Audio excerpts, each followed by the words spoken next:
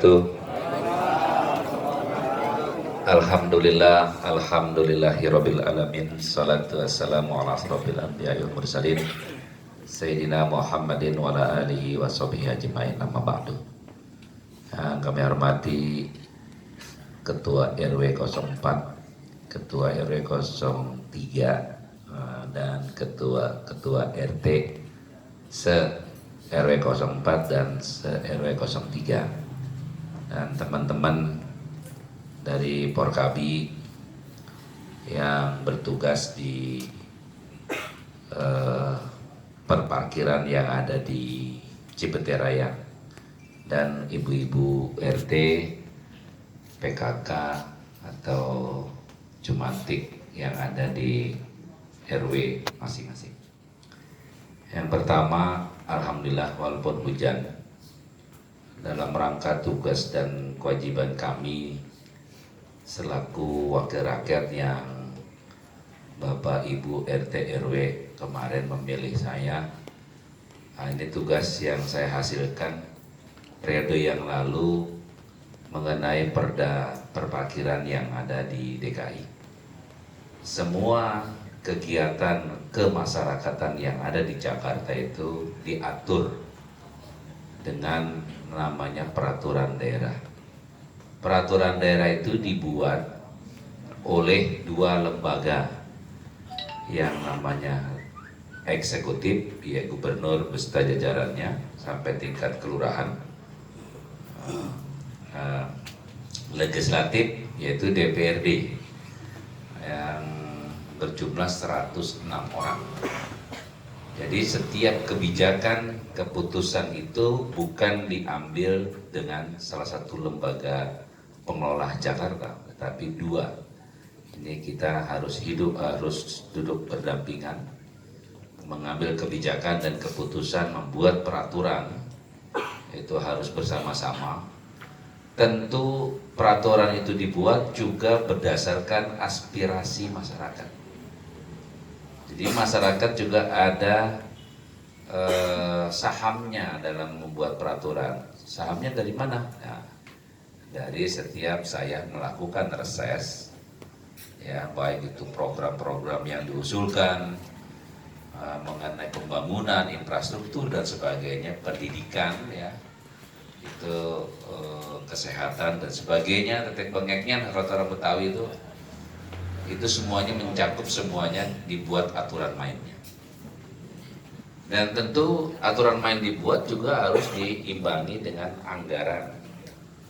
Kalau aturan dibuat, anggarannya nggak ada, ya nggak jalan juga.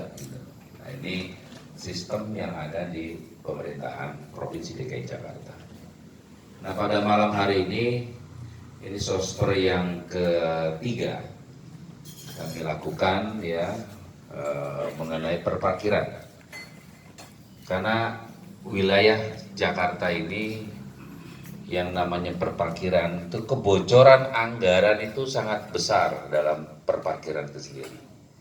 Nah, dalam kebocoran anggaran itu yang semestinya bisa kita kembalikan lagi kepada masyarakat dalam hasil perparkiran yang ada, baik itu yang dikelola oleh Pemda DKI atau yang dikelola oleh swasta, ada di pihak ketiga kan. Nah, perparkiran ini kenapa saya katakan banyak kebocorannya itu, karena banyak, mohon maaf, ada tukang parkir liar yang tidak ada di bawah pengawasan Pemprov DKI. Kalau misalnya satu titik saja, kalau dikumpulkan Jakarta 42.000 hektar, ya, Jakarta sebagai ibu kota ini, satu titik misalnya bisa mencapai sehari itu misalnya sampai 1 juta. Sekarang ada berapa ribu titik di Jakarta ini, berapa juta, ratus juta duitnya itu yang tidak masuk ke Pemda DKI. Nah, itu yang harus kita benahi supaya itu orang bersama-sama ini bertanggung jawab dengan adanya perputaran ekonomi dari perparkiran itu sendiri. Jadi kalau ada aturan mainnya, secara otomatis harus ada legalitasnya.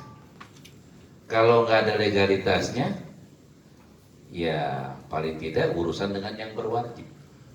Karena ada aturan mainnya, ada rambu-rambu perda ini banyak pasal dan ayatnya. Jadi kalau nanti petugas-petugas parkiran itu yang ada di lapangan, dia harus paham ini. Kalau enggak, sembrono saja, tahu-tahu tangkap misalnya, karena itu ilegal. Nah, akhirnya ada ternyangkut dengan aturan main di perda ini. Itu pada malam hari ini saya mensosialisasikan, karena saya tidak mau di wilayah khususnya di Kelurahan Cipete Selatan yang begitu di depan mata itu banyak kita bisa menghasilkan rezeki untuk keluarga kita. Tapi dengan aturan yang dilakukan oleh pelaku di lapangan itu yang salah. Nah, jangan sampai kita berurusan dengan yang berwajib.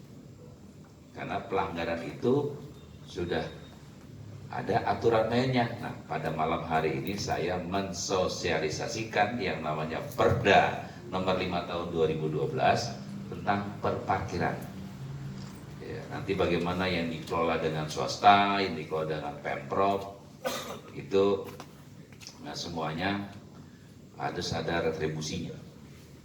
Retribusi itu dikumpulkan di Pemprov DKI menjadi APBD. APBD itu diturunkan lagi kepada masyarakat.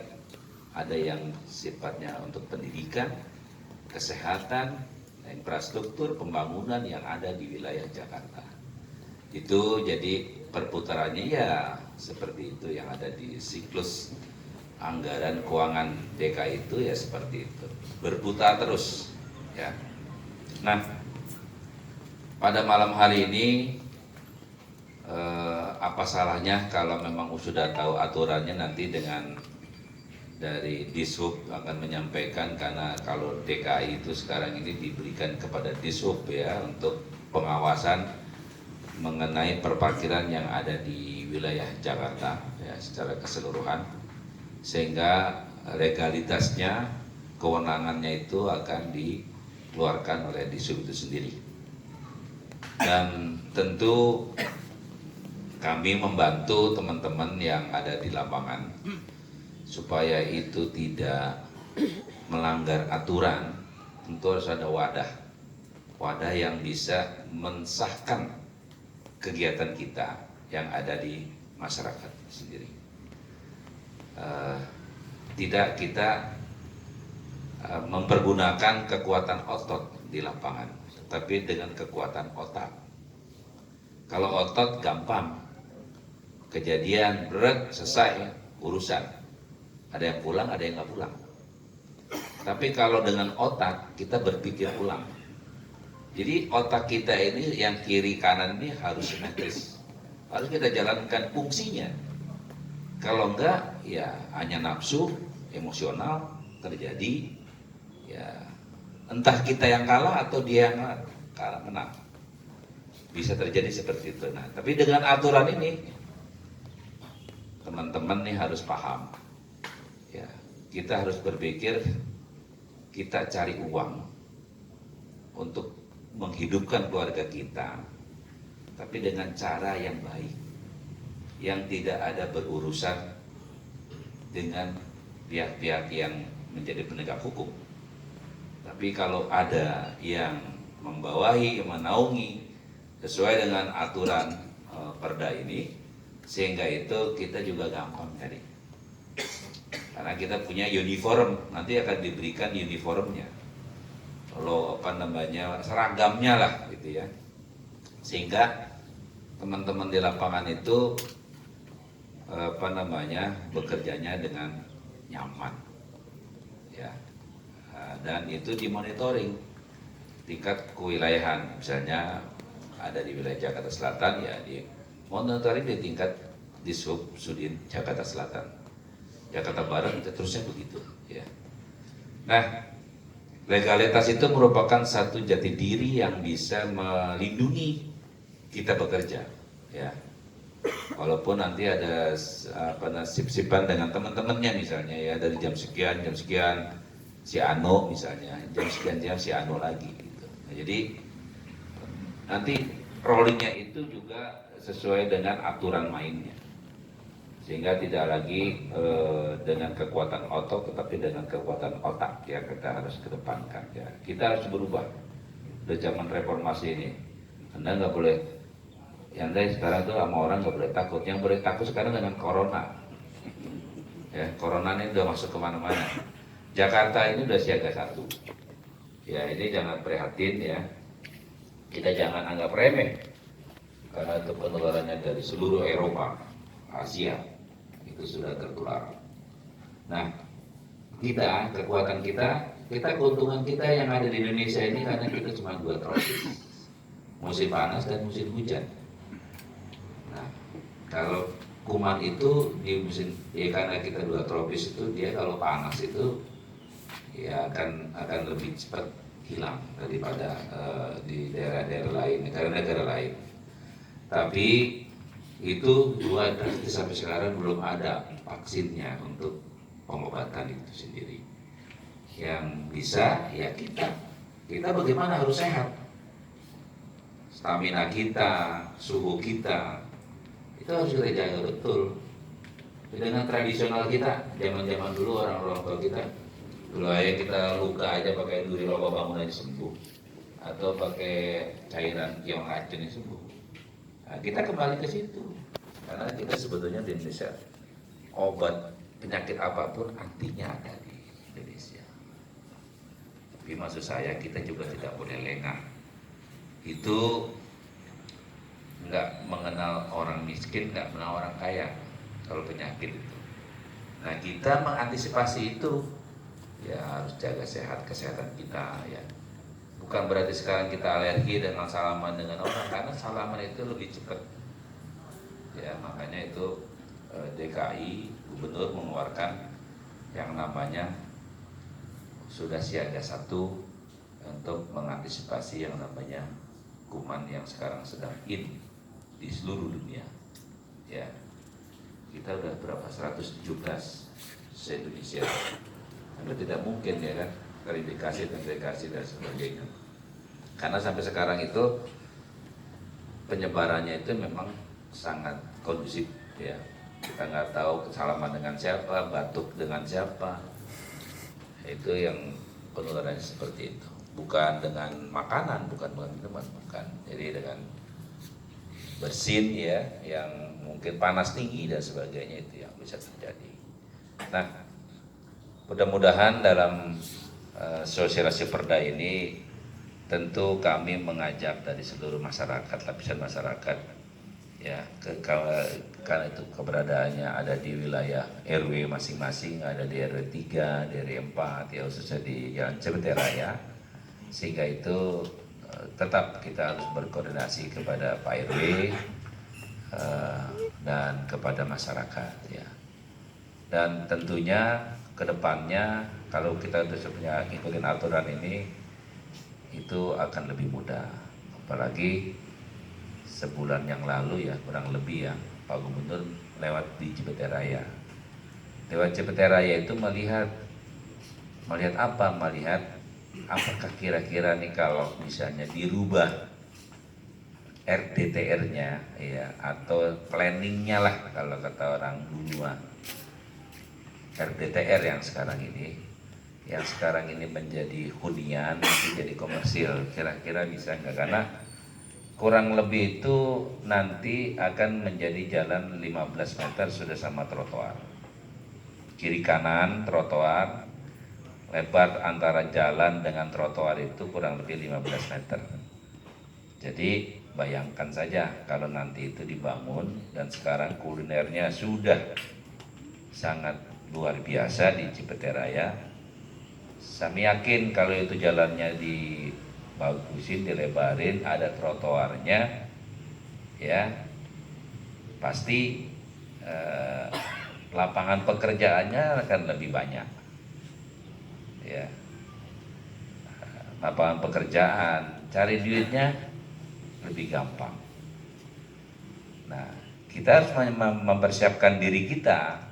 Dengan peraturan daerah ini kita harus menyiapkan diri kita sebagai tenaga yang nantinya akan diperluas, akan dirubah. Yang namanya sekarang ini hunian itu ya perumahan menjadi komersil. Kalau komersil dibuka, tata ruangnya dirubah, yakin itu kita nggak jadi penonton di kampung kita, tapi jadi pelaku. Berdayakan nih ibu-ibu di situ, kulinernya, ya, semua. Nah ibu-ibu kalau ke Garut kemana pasti berhenti di pasar Garut, beli tas, beli apa. Atau misalnya ke Jogja, bapia patok nyarinya ya, gudeg yang enak di sono, bapia patok di sana. Coba kalau misalnya masuk Cipete Selatan nyari apaan? Nggak ada. Nasi uduk cuma pagi doang. Ongol-ongol udah jarang bener. Ya kue putu mayang tiap setahun sekali, belum puasa doang adanya. Dodol mau lebaran doang. Jadi sulit ya. Nah tapi ini menghidupkan perekonomian di wilayah kita ini ya kita harus rubah dulu yang namanya aturan mainnya, sehingga lapangan pekerjaan mudah. Anak-anak kita ya ngapain kalau di kampung kita ada pekerjaan kerja di daerah ya, Jakarta Utara, Jakarta Barat, Jakarta Timur misalnya, di dalam perparkiran, naruh mobilnya di mana, naruh motornya di mana. Nah kalau tata ruangnya itu peraturannya ya bangunannya harus mundur, nanti di sini hanya untuk kuliner, gitu ya. Jadi saya berjuang selama saya masih diberikan kepercayaan masyarakat.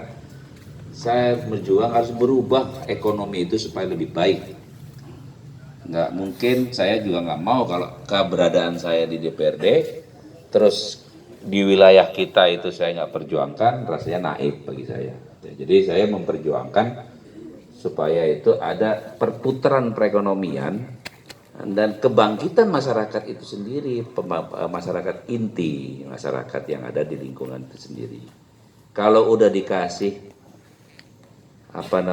peluang dan sebagainya ya tergantung masyarakatnya. Kalau dia mau bangkit ya harus bangkit ya secara profesional ya.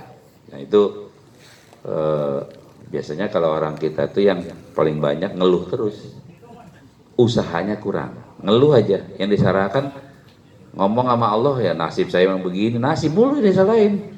Nasib itu semuanya bisa dirubah kalau kita punya keinginan yang kuat ya. Saya aja nggak mimpi juga nih jadi anggota dewan. Kalau anak Betawi yang namanya buta dengan politik, ya orang tua kita mana ada itu yang menekuni politik. Tapi dengan adanya gini, iya saya pikir juga ngapain kampung-kampung gua orang mana-mana banyak di sini berhasil, kenapa kita enggak? Itu aja, kita punya motivasi itu. Nah ini juga saya buka ini karena ini kewajiban saya untuk menerapkan yang namanya peraturan daerah ini. Semoga kita abang-abang semua yang pelaku yang kerja di lapangan, di parkiran, emosional itu tentunya harus dijaga. Saya ulangi lagi beberapa kasus ya, parkiran kayak di Cipulir ya, pada saat saya pernah ngomong juga, itu jangan terulang di Cipete. Jangan kalau misalnya kita di rezeki itu sudah diatur. Kalau dikasih rezeki itu misalnya dikasih cuma 2.000 perak dibuang, jangan, itu duit negara. Kalau dibuang urusannya dengan berwajib karena itu ente buang duit negara. Nah, udah alhamdulillah aja. Hari ini yang dapat 2.000, mungkin besok lebih. Jadi kita harus menariknya ke situ. Kita jangan sampai orang emosional. Kalau ente emosional tuh orang ente buang uang itu depan orang yang parkir, kesinggung karena itu uang negara, bukan uang dia, uang negara. Ada yang namanya Republik Indonesia. Kalau ente buang, itu urusan negara, hukumnya pasti hukum negara. Itu yang harus dipahami teman-teman selaku pelaku di lapangannya. Sehingga kalau itu ente benar, saya akan membantu ya urusan-urusan dengan berwajib. Kalau benar disalahin, saya akan maju, saya bela. Itu warga saya. Tapi kalau ente salah, ya hukum ya itu ya. Jadi mohon juga menjadi perhatian ya. Saya akan backup habis ya untuk anak-anak yang teman-teman yang ada di lapangan selaku pelaksana parkir. Tentu ente punya aturan kebersamaan, aturlah dengan baik supaya itu bisa semuanya berjalan dengan baik sesuai dengan aturan. Ini saja pengataran dari saya, dan sekali lagi saya ucapkan terima kasih. Tadi katanya ada yang bisik-bisik sama saya, ikan sepat, ikan gabus lebih cepat, lebih bagus katanya. Iya, saya terima kasih atas kehadirannya. Silakan nanti dengan dilanjutkan dengan Bang Ruslan, dengan Bang Arif ya. Mudah-mudahan ini narasumber kita yang satu lagi jalan dari Dishub. Apa sudah datang? Belum, Belum. lagi di ini. Ya. Terima kasih. Billahi taufiq hidayah. Assalamualaikum warahmatullahi wabarakatuh. Waalaikumsalam warahmatullahi wabarakatuh. Kita kasih aplaus lagi dong buat Bang Doni. Terima kasih Bang Doni.